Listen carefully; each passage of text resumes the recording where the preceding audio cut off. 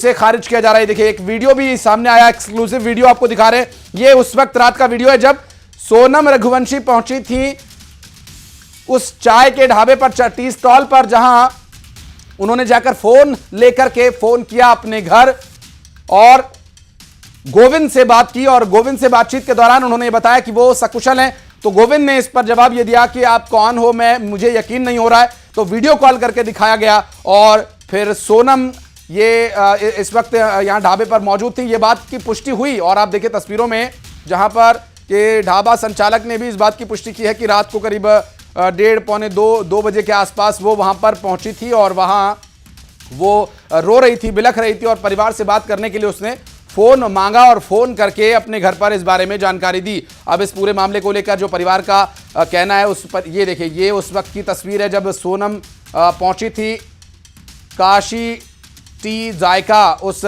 Tea stall पर, जहां पर उसका ये वीडियो रिकॉर्ड किया गया। और उसके बाद ये जब सोनम के बारे में जानकारी मिली, उसकी ये पहली तस्वीर थी उस वक्त की।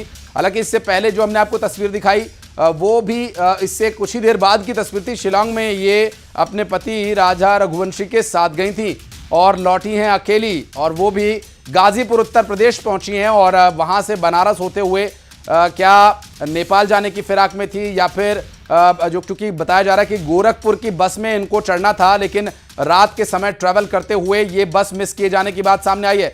और ये जो तथ्य सामने आए हैं इस पूरे मामले में आगे की स्थिति क्या रहेगी, इस पर तो डिटेल्स हम आप तक पहुंचाएंगे ही। और हमारी सहयोगी चित्रा भी इस वक्त हमारे साथ मौजूद है। चित्रा, जो तथ्य अब तक सामने आए हैं काफी हैरान कर देने वाले। बिल्कुल आशीष, और ये जो तस्वीर हम देख रहे हैं टी स्टॉल की जिसके बारे में आपने बताया, बता दें कि ये जो मालिक है यहाँ के, उन्होंने बताया कि चलकर आई थी सोनम वहां।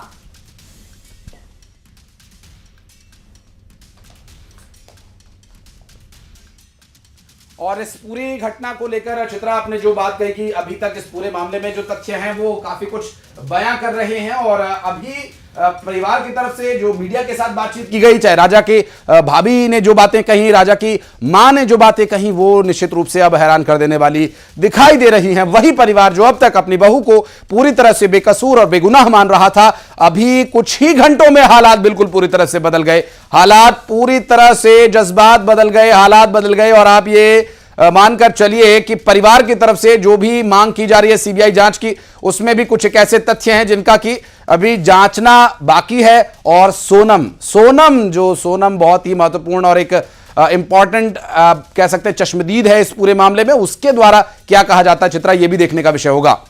बिल्कुल बड़े खुलासे होंगे, काफी बड़े जो है ये गिरफ्तारी बताई जा रही है। बता दें आपको क्योंकि 3 और लोग गिरफ्तार हुए मध्य प्रदेश से आशीष, और मध्य प्रदेश से क्या सुनियोजित तरीके से प्लानिंग करके हालत में यही मिली थी। हमारे साथ साहिल यादव है जो इस ढाबे को चलाते हैं। साहिल, क्या हुआ था, कितने बजे की घटना है, पूरा बताइए, कैसे वो मिली थी? सबसे पहले उसने आपसे बात की तो क्या अपने बारे में जानकारी दी? मेरा नाम साहिल यादव है और रात के 1 बज रहे थे, हम यहीं पे थे, सामने उधर कस्टमर लोग कुछ थे।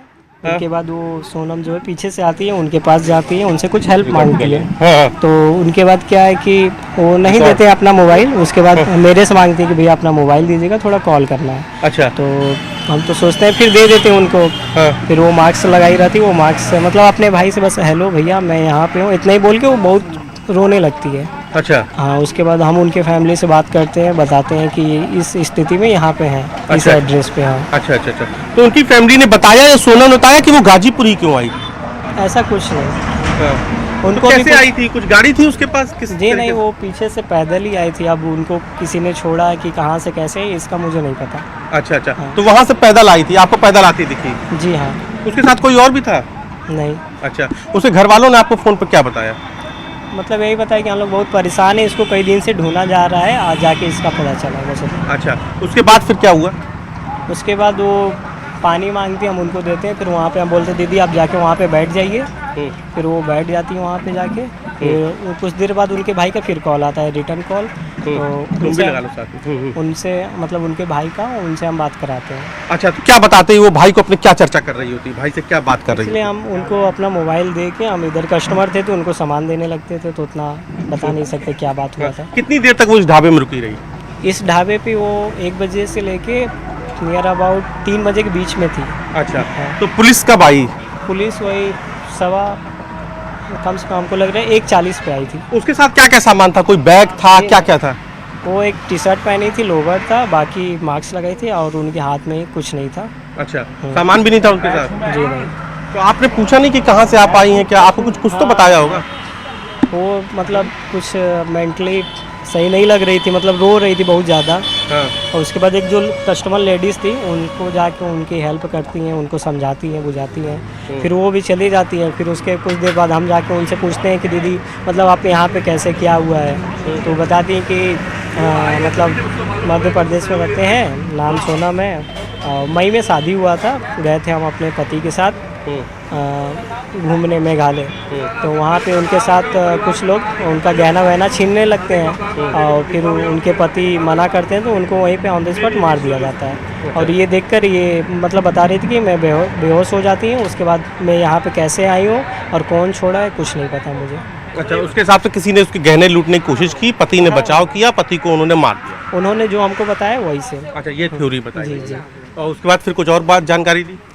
नहीं, उसके बाद वो पुलिस वाले लोग आ जाते हैं, उनसे बातचीत होता है, उनका नाम मतलब सब कुछ पूछते हैं कैसे। तो आप पूरा नाम क्या लेते हैं? साहिल यादव। साहिल यादव। उसके बाद फिर पुलिस आ जाती है, उस बीच में आपका फिर कोई बातचीत नहीं जी होती? नहीं, कुछ बात नहीं कुछ होती। नहीं। तो ये नहीं बता पाती कौन छोड़ने आया उसको? जी नहीं।